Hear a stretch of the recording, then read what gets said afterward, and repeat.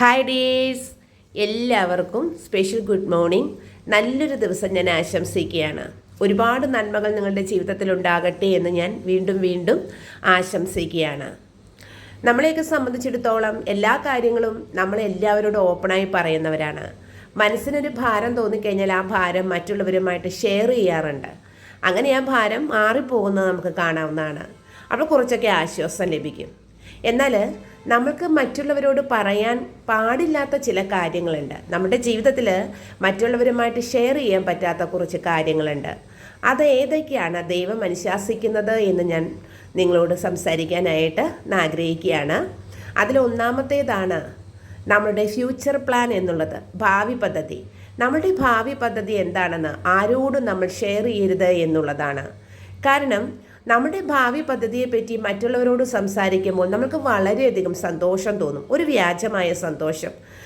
കാരണം ആ കാര്യം നടത്തിയെടുത്തതായിട്ട് മനസ്സിൽ സങ്കല്പിച്ചുകൊണ്ട്, അതിൽ വിജയശ്രീലാളിതനായി നിൽക്കുന്നതായി സങ്കല്പിച്ചുകൊണ്ട് നമുക്കൊരു സന്തോഷം തോന്നും. പക്ഷേ ഇവിടെ അങ്ങനെയല്ല.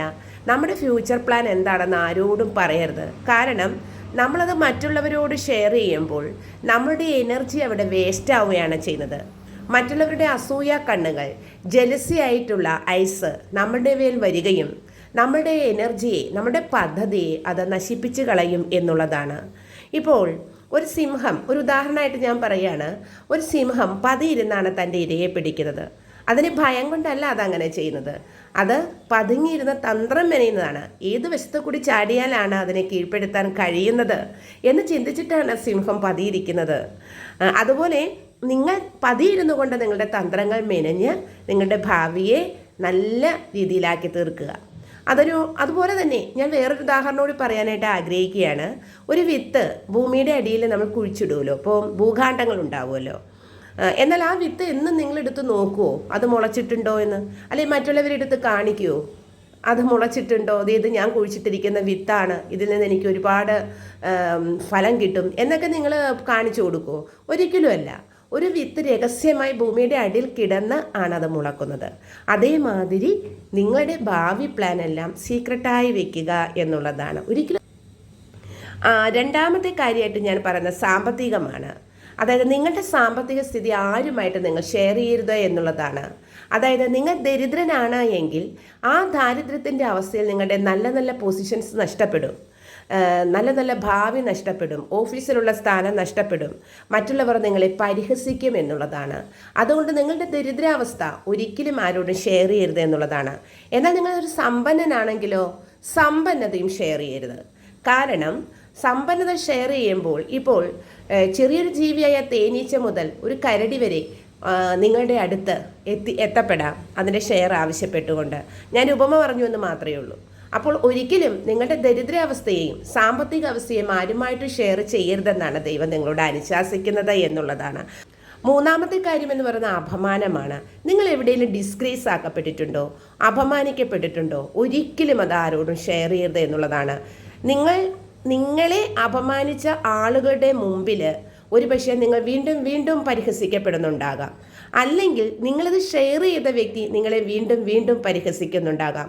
അപ്പോൾ ഒരിക്കലും ആ അപമാനം നിങ്ങൾക്ക് താങ്ങാൻ കഴിയില്ല. ഒരുപക്ഷേ ഈ അപമാനം നിങ്ങളുടെ ഹൃദയത്തിൻ്റെ ഉള്ളിൽ ഒരു തീക്കനൽ പോലെ ജ്വലിച്ച് കിടക്കുന്നുണ്ടാകാം. ആ അപമാനിക്കപ്പെട്ട അവസ്ഥ, നിങ്ങളുടെ കണ്ണുനീര് അല്ലേ, അതൊക്കെ നിങ്ങൾക്ക് ജ്വലിച്ച് കിടക്കുന്നുണ്ടാവാം ഹൃദയത്തിൻ്റെ ഉള്ളിൽ. പക്ഷെ നിങ്ങളത് അവിടെ മൂടിക്കിടന്നോട്ടെ. ആരുമായിട്ട് നിങ്ങളത് ഷെയർ ചെയ്യരുത്.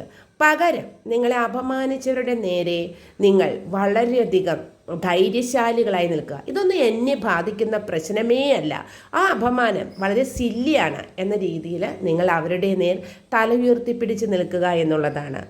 നാലാമത്തെ കാര്യം എന്ന് പറയുന്നത് നിങ്ങളുടെ ദൗർബല്യമാണ്. നിങ്ങളുടെ ദൗർബല്യം മറ്റുള്ളവർ മുതലെടുക്കുമെന്നുള്ളതാണ്.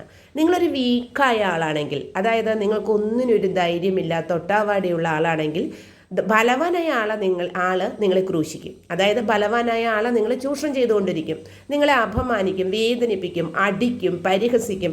അപ്പോൾ ഇതിനൊന്നും ഇട കൊടുക്കേണ്ട കാര്യമില്ല. നിങ്ങളുടെ ദൗർബല്യം ആരോട് ഷെയർ ചെയ്യരുത്. ധൈര്യവാനാണെന്ന് ഭാവിച്ചങ്ങോട്ട് നടക്കുക. നല്ല ഉദാഹരണം ഞാൻ പറയാണ്. ഒരു വലിയ ഗോപുരം അല്ലെങ്കിൽ വലിയ കോട്ട, അതിൻ്റെ ഏതെങ്കിലും ഒരു ഭാഗം ദൗർബല്യം, ഏതെങ്കിലും ഒരു ഭാഗത്ത് ദുർബലതയുണ്ടെന്ന് വിചാരിക്കുക. അതായത് അവിടെ ഏതെങ്കിലും ഒരു ഭാഗം ഇത്തിരി അടർന്നിട്ടോ പൊട്ടിയിട്ടോ അല്ലെങ്കിൽ ഇത്തിരി ക്ഷയിക്കപ്പെട്ടിട്ടുണ്ടെങ്കിൽ ആ ഭാഗം നോക്കിയായിരിക്കും ശത്രുക്കൾ അത് തകർക്കുക എന്നുള്ളത്. അതുപോലെ തന്നെ നിങ്ങളുടെ ദൗർബല്യം എവിടെയാണോ അത് നോക്കിയിട്ട് ആളുകൾ നിങ്ങളെ അപമാനിക്കുമെന്നുള്ളതാണ്.